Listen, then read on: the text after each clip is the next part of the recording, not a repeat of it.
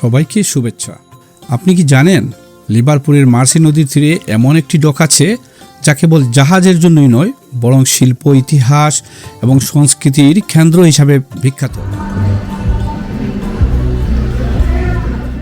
স্বাগতম royal Albert ডকে, যেখানে প্রতিটি ইট, প্রতিটি গ্যালারি এবং প্রতিটি নদীর ঢেউ যেন শহরের বাণিজ্যিক সাংস্কৃতিক ইতিহাসের গল্প বলে। চলুন আজ আমরা এক নজরে ঘুরে দেখি লিভারপুলের এই অনন্য স্থাপনাটিকে। রয়্যাল আলবার্ট ডক, এটির নির্মাণ কাজ শুরু হয় 1846 সালে এবং এটি ছিল সেই সময়ের জন্য একটি প্রযুক্তিগত বিস্ময়। ডকটির নাম রাখা হয়েছে প্রিন্স আলবার্টের নামে, যিনি শিল্প ও বাণিজ্যে নতুন দিগন্তের সূচনা করেছিলেন। এটি প্রথমে নাম ছিল আলবার্ট ডক। পরবর্তীতে এই ডকটি যখন সরকার কর্তৃক চার্টার প্রদান করা হয় তখন থেকে এটি রয়্যাল নাম সংযুক্ত করা হয়। এরপর থেকে এটা রয়্যাল আলবার্ট ডক নামে পরিচিত। এই ডক কেবল লিভারপুলকে আন্তর্জাতিক বাণিজ্যের কেন্দ্র বানায়নি, বরং এটি ছিল বিজ্ঞান আর স্থাপত্যের মিলনস্থল, যেখানে প্রথমবারের মতো পুরোপুরি চাপ মুক্ত লোহা আর পাথর ব্যবহার করা হয়। এই স্থানেই সেই সময়ে জাহাজ সরাসরি পানি থেকে মালামাল খালাস করতে পারত, যা বাণিজ্যকে আরও দ্রুত এবং নিরাপদ করত। ডকের স্থাপত্য এক কথায় মুগ্ধকর।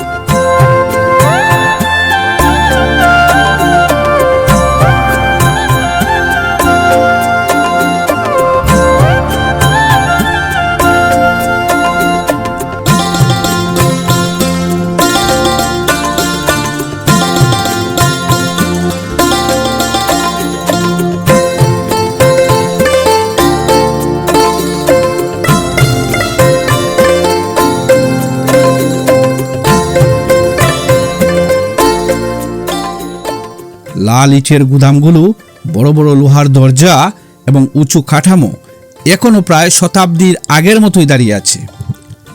একসময় এই গুদামগুলোতে ব্যবহার হতো বাণিজ্যিক কাজের জন্য। আজ এগুলো রূপান্তরিত হয়েছে রেস্টুরেন্ট, আর্ট গ্যালারি আর মিউজিয়ামে।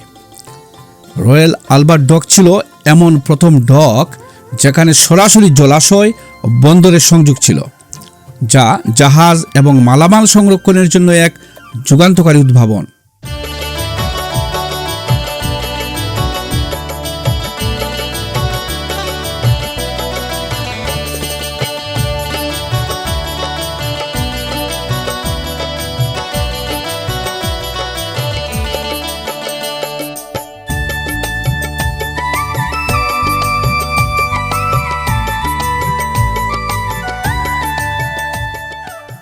ডকের পাশে বয়ে গেছে মার্সি নদী, যা লিভারপুলের সৌন্দর্যকে আরও বৃদ্ধি করেছে। নদীর তীরে হেঁটে চলা পথ, সূর্যাস্তের দৃশ্য আর নৌযান চলাচল সব মিলিয়ে এটি ভিডিওর জন্য একটি চমৎকার প্রাকৃতিক দৃশ্য। ছেলেবেলা পুরোটাই কিন্তু পানি ছিল, এখন পানিটা একদম নিচে চলে গেছে নদীর। কারণ আইরিশ সিতে যখন পানির ভাটা হয় তখন এদিকে আর পানি থাকে না। আমার সম্মুখে দেখুন, আমি একটু জুম করে দেখানোর চেষ্টা করি। দেখুন স্টেনা লাইন জাহাজটি, এটি আয়ারল্যান্ড থেকে এসেছে। আয়ারল্যান্ডের সাথে এদেশে আসা যাওয়া করে স্টেনা লাইন জাহাজ। মূলত অন্যান্য দেশেও যায়, বাট মূলত আয়ারল্যান্ডেই যায়। আমি নিজেও গিয়েছি এই জাহাজে আয়ারল্যান্ডে একবার। এটি ইউরোপের অন্যান্য দেশেও যায়।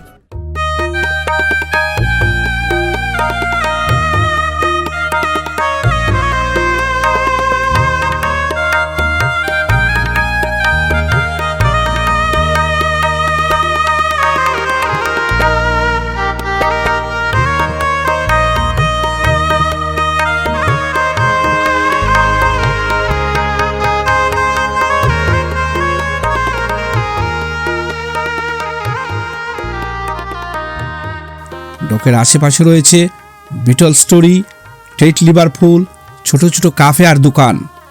প্রতিটি পদক্ষেপ শহরের সাংস্কৃতিক ইতিহাস স্পর্শ করা যায়, যা পর্যটক এবং ইতিহাসপ্রেমী উভয়কে আকৃষ্ট করে।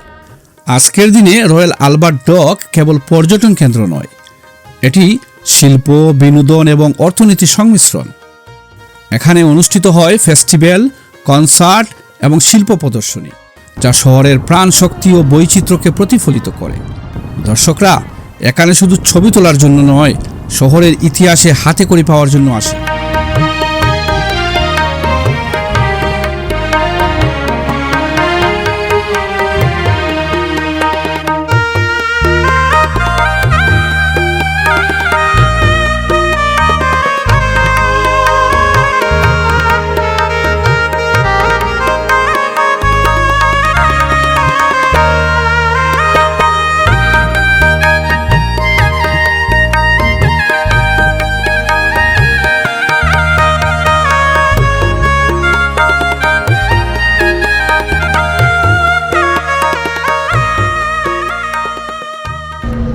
বিশ্বের বিভিন্ন শহরে আপনি মধ্যযুগীয় বিল্ডিং পাবেন, টিম্বার বিল্ডিং আছে, তারপর অনেক শহরে আপনি দেখবেন অনেক টিম্বার বিল্ডিং, স্টেট বিল্ডিং, খুবই সুন্দর লাগে এগুলো। পুরাতন জিনিসগুলো দেখলে আসলেই ভালো লাগে। আমরা তো এগুলোর মর্যাদা দেই না, বিশেষ করে আমাদের দেশে, বাংলাদেশ বা আমাদের সাবকন্টিনেন্টে এগুলো পুরাতন হলেই জিনিসগুলো ফেলে দেই, কিন্তু ইউরোপিয়ানরা এগুলো না ফেলে এগুলোর মর্যাদা দেয়, ধরে রাখার চেষ্টা করে মূলত। রয়্যাল আলবার্ট ডক এবং মার্সি নদীর এই একক দৃশ্য একসাথে লিভারপুলকে একটি চিরন্তন শহর হিসাবে তুলে ধরেছে। ইতিহাস, স্থাপত্য, নদী এবং সংস্কৃতি মিলিয়ে তৈরি করেছে এক অভিজ্ঞতা যা একবার দেখলে মনে থাকে চিরদিন। ধন্যবাদ সকলকে, আবারও দেখা হবে অন্য কোনো ভিডিও নিয়ে।